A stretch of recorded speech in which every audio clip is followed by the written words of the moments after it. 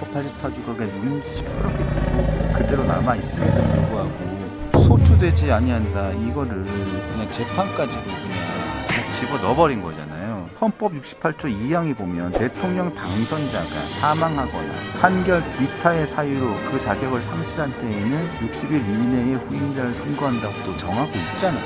이거 이제 민주당 패널들, 변호사 패널들의 주장을 들어보면 이 판결 앞에 가로가 있어요. 가로치고 내란죄, 외환죄에 대한 판결만 의미하는 거다. 아니 어떻게 이렇게 말씀하시더라고요. 아니 헌법에다가 무슨 가로를 쳐. 그러니까 저 들으면서 왜 가로가 내 눈에는 안 보이는 거지?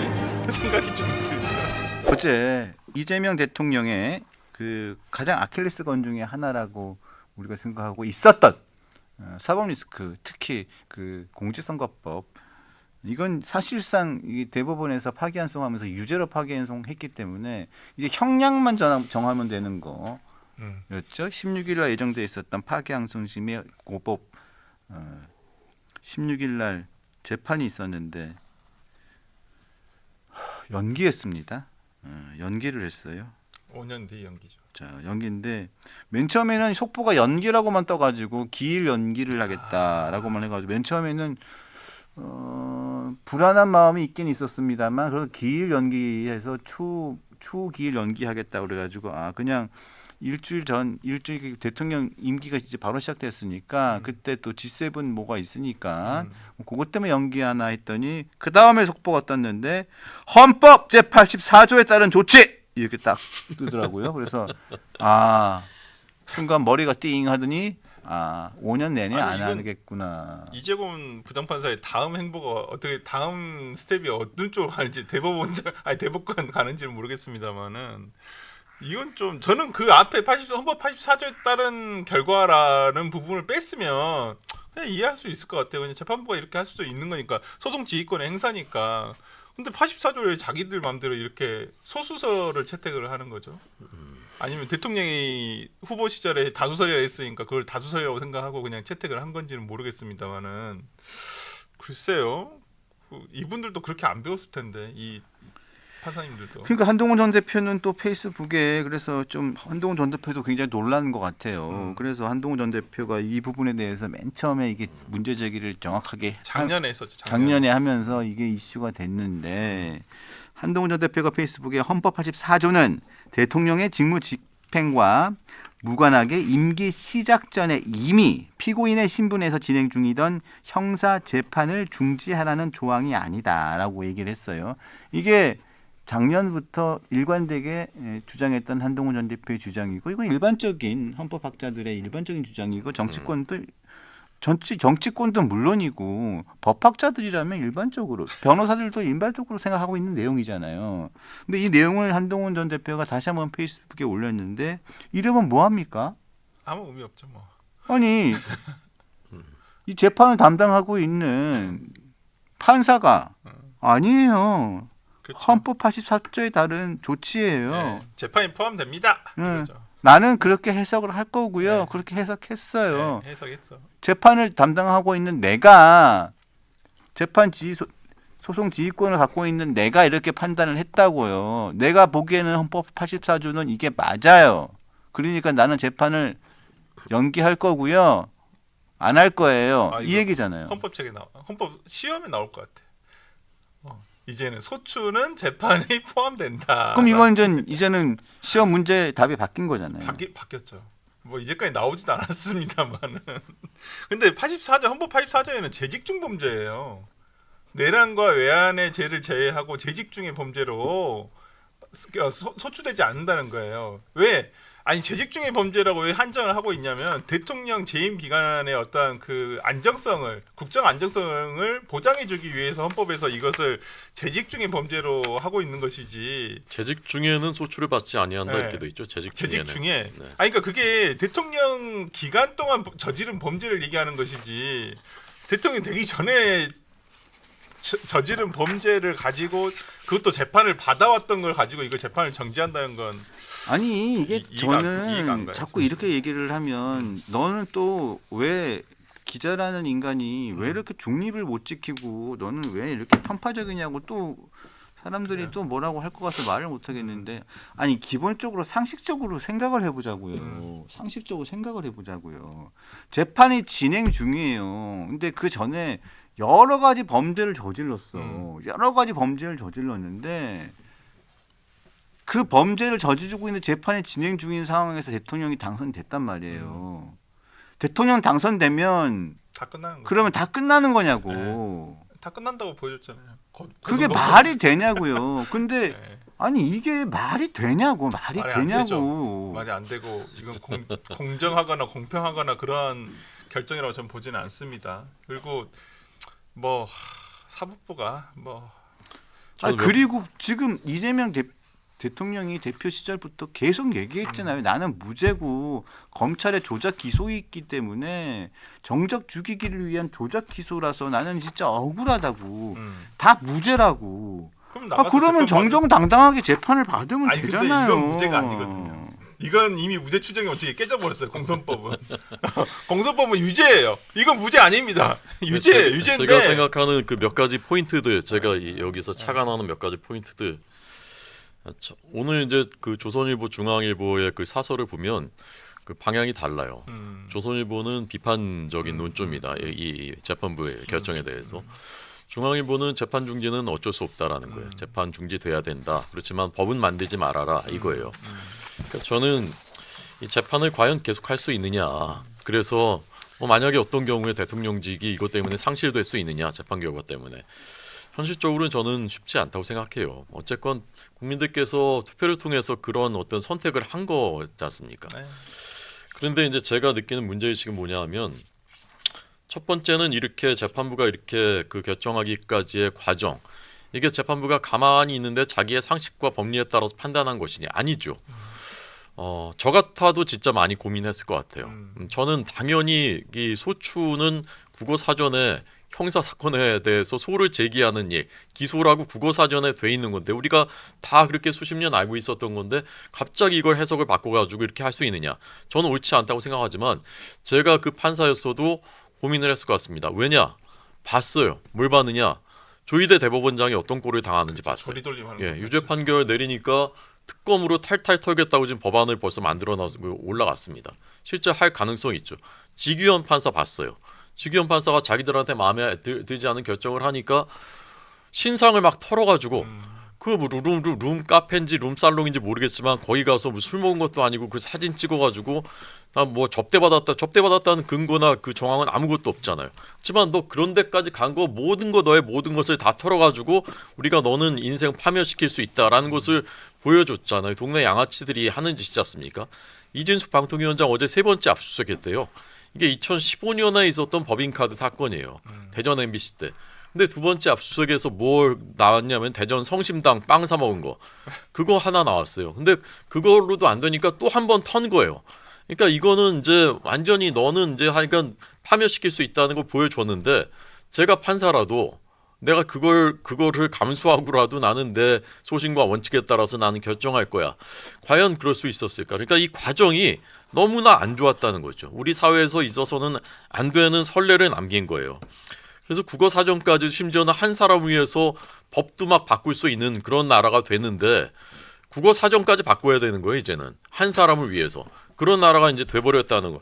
이런 게 이제 심각한 문제라는 거고 또 한 가지 이제 제가 느끼는 포인트는 이 사법부의 그 이념 편향이 얼마나 심각한지 우리가 봤어요. 이번에 헌법부 재판소 그다음에 그 판사들. 근데 고등법원은 과거의 패턴은 어땠냐면 1심에서 이상한 판결이 납득할 수 없는 판결이 내려지면 고법에서 바로잡는 경우가 많았습니다. 근데 지금은 최근엔 어떻게 됐냐면은 고법에서 이상한 결정들이 많이 나와요. 선거법도 고법에서 무죄로 뒤집혔잖아요. 이번에도 이제 또 고법인데 제 해석은 이렇습니다. 이 80년대 그 운동권의 세례를 받은 그 이념 세례를 받은 주체사상 그 배우고 했었던 그 운동권 그때 세대들이 이제 10년 전에는 1심 판사들이었어요. 지금은 이제 고등법원 판사가 다 됐습니다. 여기 이제 허리 주축 역할을 감당하고 있는 거예요. 그래서 제가 보기에는 이런 거에 영향이 있어요. 고등법원에서도 이렇게 내려지는 거죠. 그래서 이런 그 사법부의 이념 편향 이런 문제는 우리가 앞으로도 문제의식을 가지고 이것을 어떻게 바로 잡을 수 있을 것인가에 대해서는 진짜 고민을 많이 해야 될 문제인 것 같습니다. 근데 이게 진짜 어찌 보면 입법부마저도 거의 절대 다수석을 가지고 있고, 그러니까 대통령만 됐다 해서 행정부 권력만 가지고 있다 해서 사법부가 이렇게까지는 하지 않았을 것 같아요. 예를 들어서 지금 다수당이 국민의힘이다. 그랬으면 대통령이 뭐 이재명 대통령이 됐더라도 아마 사법부에서는 이렇게 결정을 안 했을 수도 있거든요. 네. 근데 지금 뭐 입법부마저도 거의 뭐 107석이라는 숫자가 뭐 저는 이 대선 전부터 얘기했습니다마는 뭐 이재명 대통령이 돼버린다고 한다면 숫자 의미가 없다 이거 이제는 뭐 개헌을 막는 거 외에는 아무런 것도 뭐 국회에서 제지할 수 있는 게 하나도 없잖아요. 뭐 다 할 수 있기 때문에 그러니까 이래서 정말 균형과 견제, 그렇죠. 어떤 권력의 견제에 대한 것들이 얼마나 중요한가 하는 생각이 좀 듭니다. 그러니까 진짜 뭐 어떤 민주당의 모 인사 말처럼 상권 분립이 막을 내린 것 같아요. 네, 막을 내려져 버린 것 같아요. 상권 분립이 막을 내렸구나. 네, 대한민국이 죽었구나. 그래서 이번에 보면 헌법 84조에 대한 해석이 헌법 84조가 그냥 눈 시퍼렇게 뜨고 그대로 남아 있음에도 불구하고 소추되지 아니한다 이거를 그냥 그야말로 그냥 재판까지로 그냥 다 집어 넣어버린 거잖아요. 근데 보면 헌법 68조 2항이 보면 대통령 당선자가 사망하거나 판결 기타의 사유로 그 자격을 상실한 때에는 60일 이내에 후임자를 선거한다고 또 정하고 있잖아요. 그러니까 이걸 이제 민주당 쪽에서 나오신 이제 변호사 패널들의 주장을 들어보면 이 판결 앞에 가로가 있어요. 가로. 보이지 않는 가로가 있는데 그건 내란죄 외환죄. 가로치고 내란죄 외환죄에 대한 판결만을 의미하는 거다. 아니 어떻게 이렇게 말씀하시더라고요. 아니 헌법에다가 무슨 가로를 쳐? 그러니까 저희 눈에 안 보이는데 거기에 가로가 있대. 아니 헌법 안에다가 무슨 가로를 치냐고요? 내란죄 외환죄에 대한 그 판결만. 교과서예요? 구석서예요? 아니, 나는 눈을 씻고 쳐다봐도 안 보이는데 그게 그렇다고 하더라고요. 어떤 그 민주당 패널로 나오신 변호사님이 그렇게 얘기하셔서 저 들으면서 왜 그 가로가 나에게는 내 눈에는 안 보이는 거지? 생각이 좀 들더라고요. 아니 그러다 보니까 오늘 말씀드린 것처럼 네. 지금 계속 지금 보면 인사를 지금 이재명 대통령이 인사를 하는 거 보면 이렇게까지 얘기하기 좀 그렇지만 모든 인사가 다 그렇다는 건 아닙니다. 보면 정과 사범 총리, 드루킹 장관, 코인 비서관, 그리고 아직까지 임명은 되지 않았지만 지명이 되지는 않았지만 이재명 대통령의 관련된 가장 심각한 재판을 4개나 변호했던 변호인이 이재명 대통령의 목줄을 쥐고 있을 수도 있는 여러 가지 사안들을 관장할 수 있고 거기에 대한 판결을 내릴 수 있는 헌법재판관 후보로 거론되고 있는 이승엽 그런 거 아니에요? 네. 그리고 민정수석 오광수 민정수석이 또 알고 보니 또 대북송금 변호인단에 들어갔더라고요. 그러니까요. 아니 안부수 씨. 안부수 대변 네, 안부수 씨 아태평화재단 이사장이었던. 저도 어저께 그 뉴스9 보도를 보고 알았는데. 또 민정비서관에도 이태영 변호사? 그분은 뭐 워낙 오래 됐죠. 도대체 이재명 대통령 재판을 워낙 많기도 많지만 그러니까 변호인단을 많이 썼겠지만 아니 이재명 대통령의 변호인단만 하면 공천 받을 때도 엄청난 혜택을 받는 경향도 있고 경향이라고 표현할게요. 야 이젠 대통령 되니까 이제 공직도 많은 혜택을 받네요. 네? 아니 누가 그러시더라고요. 그러니까 어저께 이승엽 변호사에 대해서 그 헌법재판관 지금 후보군에 지금 추천이 됐잖아요. 아니 그러니까 그게 이승엽 변호사가 그냥 뭐 이재명 저는 그 조금 대통령실에서 내놓은 얘기라든지 민주당 쪽에서 내놓은 변명이라는 것이 너무 말이 안 되는 게 그러니까 민주당에서는 이승엽 변호사가 상당히 유능하다. 아주 뭐 유능하신 분이고 능력이 탁월하시다. 아니 또 인정한다니까요. 유능하니까 변호인으로 그러니까 썼겠죠. 유능하니까 굉장히 오랫동안 변호인을 하셨을 것이고 탁월하시니까 뭐 계속 하시고 그분도 판사 출신이시기도 하고 예전에 뭐 헌법재판소에 이제 파견도 가셨었고 그렇기 때문에 뭐 괜찮습니다. 유능한데 저는 뭐 그런 분을 뭐 공천을 준다든지 뭐 그 대통령실에 어떤 뭐 수석으로 하신다든지 거기에 대해서는 별로 비판하고 싶은 마음 없어요. 그렇게 자기 사람 쓰고 싶으면 쓰는 거니까. 근데 헌법재판소 재판관은 다르잖아요. 헌법 기관의 구성원이자 사법부의 한 축으로서 심판의 역할을 해야 되는 사람이에요. 만약에 이재명 대통령의 어떤 사건이 헌법재판소로 가게 된다면 자기가 플레이어를 했던 사람이에요. 거기서. 근데 이 사람이 갑자기 심판대에 앉아서 심판 역할을 하겠다? 누가 봐도 불공정하고 불공평한 재판의 결과가 나오지 않겠어요? 그러니까 여기에 대해서 뭐 민주당의 서영교 의원 같은 경우에는 무슨 이재명 대통령은 다 헌법재판소로 가지 않을 것이다 사건이. 그걸 어떻게 확답하십니까? 지금 당장 84조 문제가 이것도 헌법재판소 갈 확률도 있는 부분인데. 있죠. 예. 그리고 문제는 또 유능하고 그 다음에 뭐 공직을 하면 안 되냐? 공직을 해도 된다니까요. 왜 여기 가냐고요? 예.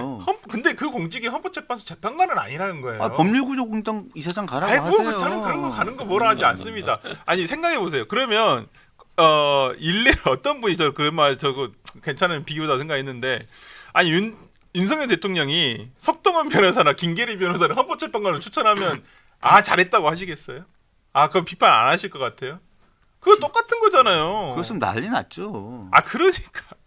그러니까 그 똑같이 한번 해보시자고요. 그 대입을 해보면 역지사지 한번 해보면 예를 들어 석동현 변호사나 윤곽근 변호사 이런 분을 헌법재판관으로 추천을 했어요. 대통령이 자기 사건 했던 사람인데 괜찮아 뭐 괜찮네. 민주당에서 괜찮죠 이렇게 얘기하실 거예요? 아니라고 분명히 얘기하실 거잖아요. 똑같은 거 아닙니까? 근데 제가 뭐 공직을 반대하는 것도 아니고 공직 가셔도 됩니다. 근데 헌법재판관은 아니라는 거죠. 예, 제가 말씀드리는 것은 대통령실 민정수석은 권력 기관 안에, 그러니까 권력 심장부 안에 야당이에요. 그러니까 조선 시대로 치면 사헌부나 사관원 같은, 그러니까 좀 감찰도 하고 가족들, 친인척들 이렇게 감찰도 하고 공직 기강도 살피고 이런 역할 쓴소리해야 되는 사람이거든요. 그래서 원래 신복을 쓰는 게 아니에요. 좀 강직하면서 바른 말 할 수 있고 이런 사람들 쓰는 게 민정수석이거든요. 근데 문재인 정부 때 자기의 신복인 그 조국 민정수석 가서 어떻게 됐습니까? 그 결과를 우리가 다 봤잖아요. 대통령 사위 특혜 취업하는데 큰 역할을 한 것으로 지금 수사되고 있지 않습니까? 그다음에 유재수 감찰 무마 사건도 다 여기 있는 거죠. 그다음에 결국은 이 사람 때문에 정권이 사실은 바뀐 거예요. 이 조국이라는 이 민정수석 때문에. 근데 이번에는 한 발 더 나아가서 자기 이해관계인들이 있잖아요. 자기 사건을 변호해 준 사람들, 그런 사람들로 오광수석은 뭐 어떤지 모르겠지만 그 밑에는 사실 거기로 이제 싹 일색으로 도배를 한다는 것이지 않습니까? 이것은 정권의 건강성을 위해서도 매우 좋지 않은 겁니다. 대장동 변호인들을 5명이나 배지를 붙여줬잖아요. 근데 이 사람들이 어떤 역할을 했습니까? 이 중에 다수가 또 법사위 가가지고 거기서 국회 법사위를 이재명을 위한 로펌으로 만들어 버렸지 않습니까? 우리가 이미 그런 선례를 봤기 때문에 이 사람들이 어떤 역할을 하겠고 어떤 그 원리로 또 작동되겠구나라는 것을 짐작을 할 수가 있는 거죠.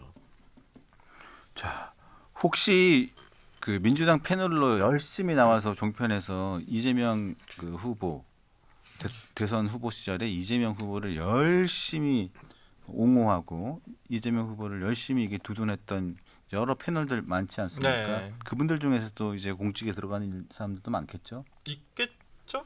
난 제일 궁금한 사람들이 네, 누군지 모르겠어요. 장윤미 뭐 이런 사람들. 장윤미 변호사요. 장윤미 변호사는 아마 방통위원 갈 것 같은데. 아니 뭐 이게 추정인데. 본인 꿈이잖아요, 그게. 아니 그러기도 하고 지난번에 결혼이 있었을 때 제가 알기로는 거기에 추천됐었잖아요. 네, 한번. 들은 얘기로는 조상호 변호사랑 장유미 변호사가 추천된 걸로 알고 있어요. 조상호 변호사는 이번에 이제 뭐 사법제도 개혁 비서관인가? 거기도 추천됐다면서. 네, 거기 물망이 오르고 있다면서요. 제가 알기로는 이재명 대통령이 되게 좋아하세요. 음. 조상호 변호사를. 네. 좋아하더라고요. 네, 좋아한다고 하더라고요. 네, 네, 네. 그러니까 토론 이게 패널 나와가지고 네. 되지도 않는 소리 계속하면서 엄청나게 말도 안 되는 소리 하면서 말도 안 되는 논리로 네. 계속 얘기하는 그렇게 그렇죠. 하면 발탁되는군요. 그렇죠. 우리 공천 받으신 한민수 의원도 계시잖아요. 그 패널 나와서 가장 잘 커버 이렇게 말도 하고 싶지 않아요. 방어를 했으니까. 시력으로 면제받았는데 라식 수술은 왜 했을까?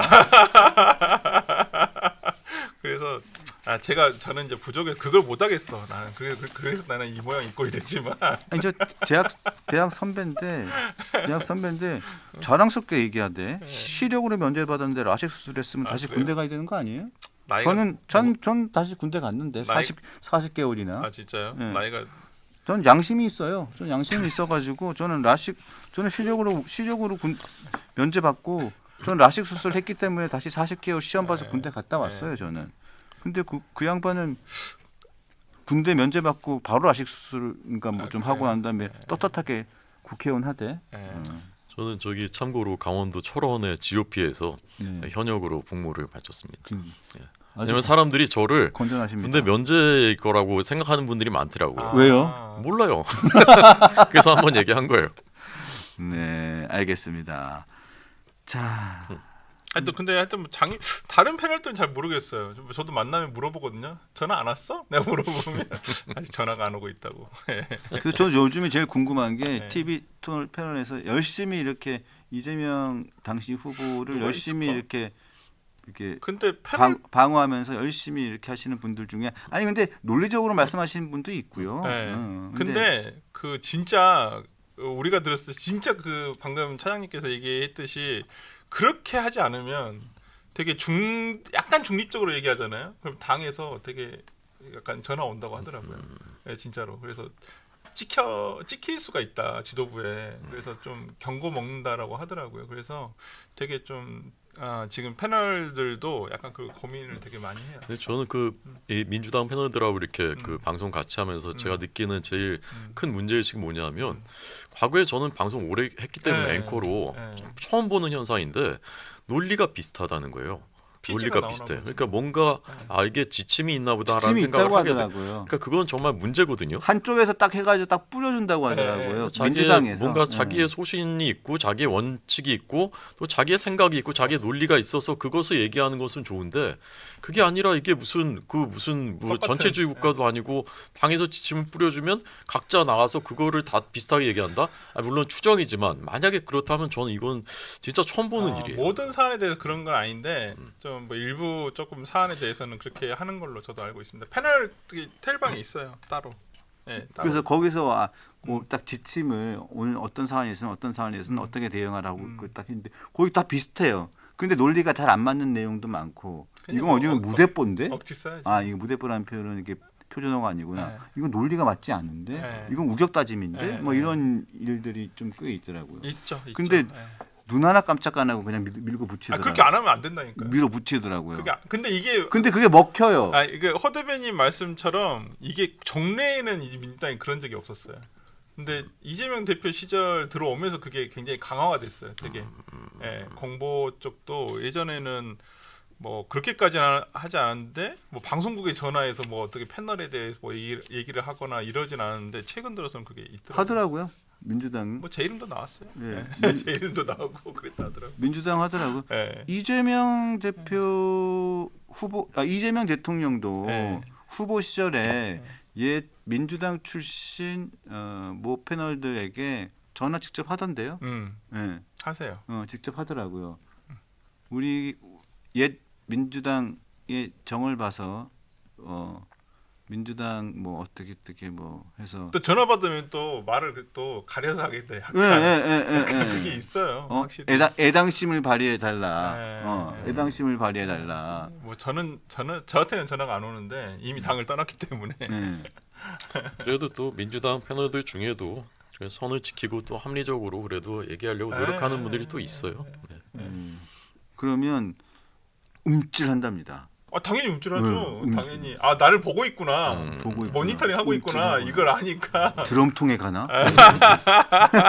아니 그분이 아니, 저한테 말을 조심하게 돼요. 아니 네. 그분이 저한테 농담조로 얘기한 네. 거예요. 그러니까 그분이 전화를 받은 거는 사실인데 네. 본인이 전화를 못 받았대요. 자기 진짜 뭐 때문에 전화를 못 받았는데 나중에 문자 메시지가 왔더래요. 그래가지고 자기가 전화를 하긴 그래서 문자만 보냈는데 자기가 이렇게 연락을 받아서 이렇게 이걸 다 모니터를 하고 있구나라고 생각하면서 자기가 좀 신경이 쓰였다. 그러면서 농담조로 저에게 그래서 자기 신경이 쓰이더라. 그러면서 농담으로 신경 쓰이죠.